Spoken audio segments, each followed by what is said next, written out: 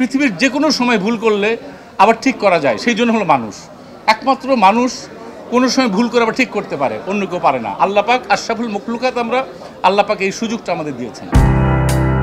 দীর্ঘদিন পর বড় পর্দায় উৎসব সিনেমা দিয়ে ফিরেছেন জাহিদ হাসান। ঈদুল আজহায় মুক্তি পাওয়া সিনেমাটি এখনও প্রেক্ষাগৃহে চলছে। এই সিনেমায় খাইস্টা জাহাঙ্গীরের চরিত্রে অভিনয় করে তুমুল প্রশংসিত হচ্ছেন তিনি। তবে এর মাঝেই খানিকটা বিতর্কে জড়ালেন এই অভিনেতা।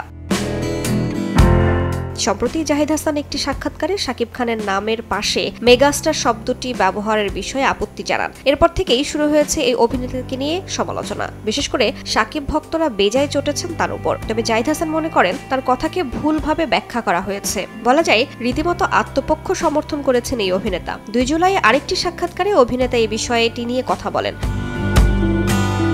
তিনি বলেন, আমি নিজেই তো ছোট মানুষ, তাকে ছোট করতে যাব কেন? হয় আমার বক্তব্য ভুলভাবে উপস্থাপন করা হয়েছে, না হয় আমি ভালোভাবে বোঝাতে পারিনি। তিনি এরপর বলেন, এটি ভুল বোঝাবুঝি। আমি যেভাবে বলতে চাচ্ছিলাম সেভাবে হয়তো বোঝাতে পারিনি। আমি চিন্তা করছিলাম যে নিজেই যেহেতু একটা মানুষ বড় হয়ে যায়, তার সামনে অন্য কোনো বিশেষণ লাগে না। যেমন টম ক্রুজ, শাহরুখ খান, সালমান খান বা ম্যারাডোনা, তাদের নামের আগে কি অন্য কিছু দেওয়ার দরকার আছে?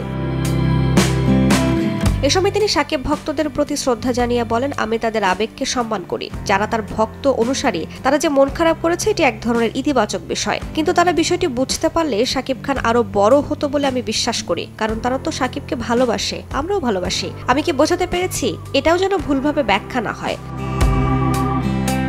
শেষে অভিনেতা বলেন, শাকিব খান তো আমাদেরই, আমাদের জিনিস আমাদের করে রাখতে হবে। নিজেরা এরকম করলে খারাপ, এসব ভালো নয়। সবসময় মাথায় রাখতে হবে, কাউকে ছোট করে কখনো কেউ বড় হতে পারে না। ঈদুল আজহায় মুক্তি পেয়েছে শাকিব খান অভিনীত তাণ্ডব। এই সিনেমাটিও পেয়েছে দর্শকপ্রিয়তা।